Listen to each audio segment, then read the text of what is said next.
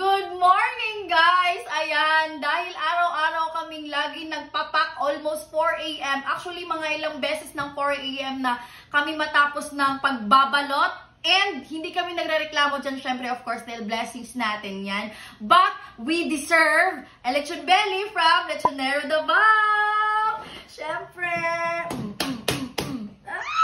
Kakain na muna tayo, guys, kasi pahinga-pahinga din naman. Mga nag-i-inquire dyan, antay lang kayo, kumakain pa ako ng lechon belly.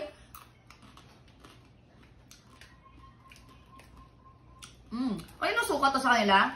Sa kanila padala. Yung sa atin. Yan. Ito. Ihalo ko. May rice na ba? Perfect! So, guys, hindi ko napapakita ang pagkakain-kain namin kasi alam ko naman maglalaway lang kayo. So, yun lang. Thank you again, Lechonero Davao! Guys, also sa mga naghahanap ng mga produkto natin, Wear Me products na malapit sa Carpenter Agdao, ayan. Si Lechonero Davao nag-o-offer na din doon. Kaya, see you there!